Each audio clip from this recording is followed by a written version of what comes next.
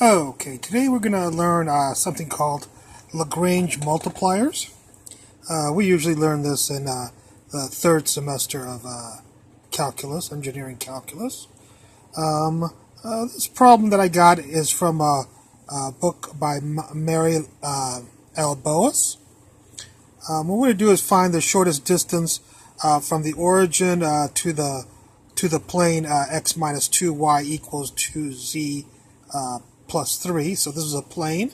I want the shortest distance from the origin to this three-dimensional plane. The function we need to minimize is the distance. We want a shortest distance. We want to minimize the distance. So the function is the distance function, which is the square root of subtract the x's squared plus subtract the y squared plus subtract the z squared. We don't know the point, but we do know the origin is 0, 0, 0. So this is the distance between an arbitrary point and the origin.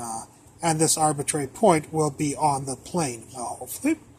It turns out that if you minimize, you could minimize this function, or you could minimize just the square of this function, and you will get, that's what the two dots mean is, we're going to get the same x, y, and z values whether we minimize this function or this function, because these two functions have a symmetry for x, y, and z. You could interchange any of the x, y's, and z's with each other and get the exact same function. So because of that, we can minimize this function, the square of this, and that'll just make the derivatives a little bit easier. And like I said, we'll get the same x, y, and z.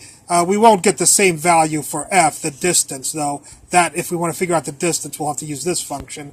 But to get the x, y's, and z's, we could just do this. And this derivative of this function will be a lot easier, the partial derivatives. So that's the function we're going to minimize. The Lagrange multipliers requires two things: the function you're going to minimize and something called the constraint. And the constraint is that the points x, y, and z have to lie on the plane. That is a constraint there. So our constraint will be the equation for the plane that the points have to lie on. And of course we'll set that equation equal to 0. So we'll scoot over the 2z and the 3 over here, and we'll get this equation from this. So this is our constraint. Lagrange multipliers, it requires you to make a Mr. Big F, we call him, and that's equal to little f minus lambda g. So where lambda is just a constant. So we're going to make this big function. So big F is little f, and little f is this simplified function that we're going to minimize. And minus lambda, and then g is the constraint right here, so I put the constraint there. So Lagrange multipliers requires you to make this function right here, and once you've made this function big F, this was little f, the minimized function, this is big F. Once you make that function, you'll have to take the partial derivatives with respect to every letter that appears here. So you'll need the partial derivative with respect to x, and the partial derivative of this with respect to x is this, and set them equal to 0. The partial derivative of big F with respect to y, which of course is this, and the partial derivative of big F with respect to z, which is equal to this, and each of those equal to 0. And then finally, the big F with respect to the last letter inside this equation, which is lambda, is just simply the constraint, and we won't worry about the negative there since we're setting it equal to 0, just multiply through by a negative, just to make it easy. So basically the big F with respect to lambda will always be the constraint. Okay, we're going to set each of those equal to 0. Of course, we have 4 letters, or 4 variables, and 4 equations, so this is a solvable system, hopefully. And you just need to do the algebra here to solve this. I've done the algebra for you. There's many ways to solve these 4 equations. You could use a matrix or all sorts of things, but I just decided to solve for x here, solve for y here, solve for z here, all in terms of lambda. And then I took all 3 of those x equals lambda over 2 and plugged it right into this equation. And so we got right here lambda over 2. and negative lambda, we put it to the y, so we get a negative 2y right there, negative lambda. And another negative lambda for z is plugged right into there. So we plug these things for x, y, and z into this fourth equation right here, and got this equation. And if you solve for lambda, you'll get lambda equals 2/3. We'd like to know what x, y, and z are, so we'll take lambda equals 2/3 and plug them back into here, and we'll get that x equals 1/3, y equals negative 2/3, and z equals a negative 2/3. So this is the point on this plane that is closest to the origin right here, 0, 0, 0. Okay, and if you wanted to find that distance, you would take as x, y, and z and plug it into this equation. Don't plug it into this equation. That won't give you the distance. This is the distance formula. This is just a simplified function to minimize. Okay, we're going to do one more problem here to show you what happens if you have more than one constraint. Now we're going to find the shortest distance from the origin to the intersection of these two planes, and the intersection of these two planes is a line. So we want to find the shortest distance from the origin 0, 0, 0 to the line that is the intersection of these two planes, where these two planes intersect. Again, we're going to minimize the function, the distance function, which is arbitrary point x, y, and z, and the origin 0, 0, and 0. And of course, we won't be minimizing this function. We'll be minimizing the square of it just to make the derivatives a little bit easier. And we'll get the same x, y, and z value.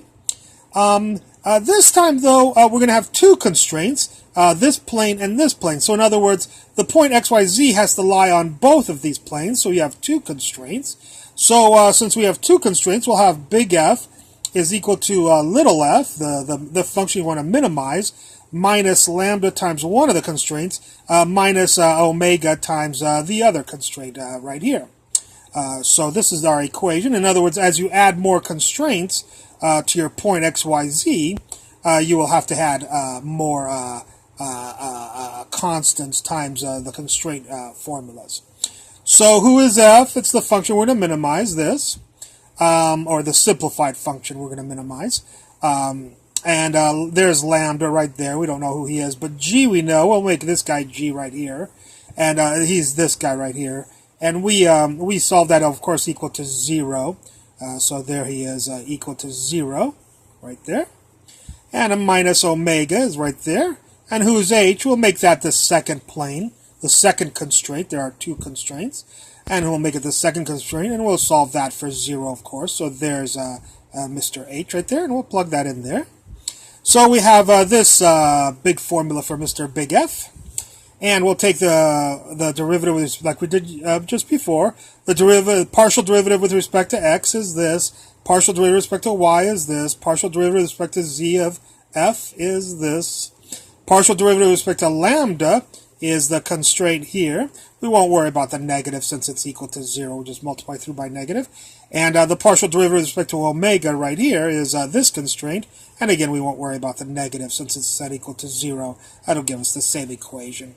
Now this one was a little bit more, to solve this, we got 5 unknowns and 5 equations.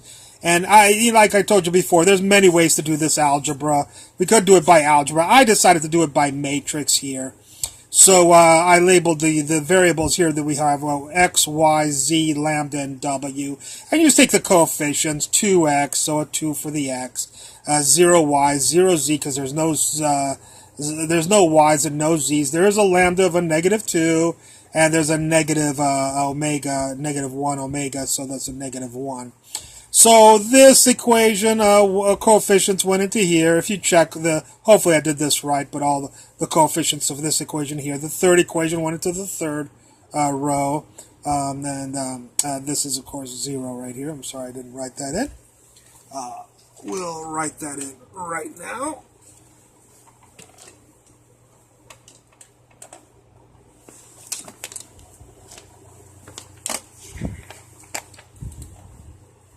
There we go, 0.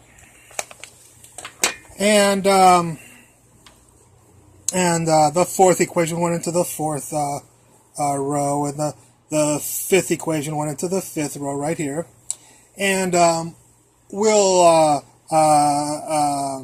of course, all the constants like 2 get scooted over, the 1 gets scooted over, there's no constant, 0, no constant, 0, no constant, 0, and 0. So only the bottom 2 have constants, which need to be scooted over. And we RREF this in linear algebra. We'll use this for a calculator, or go on Google and RREF this matrix right here. And here you'll get the identity here, 1, 1, 1 along the diagonals and zeros everywhere else. And this column will give you all the answers. And of course, since this one x, y, z, lambda, omega, this will be, of course, x, y, z, lambda, and omega. And we only care about x, y, and z, so there's x, there's y, and there's z.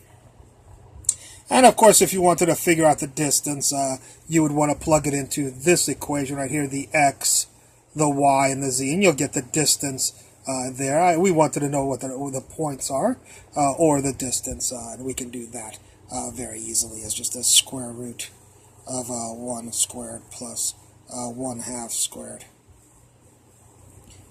plus 1/2 squared.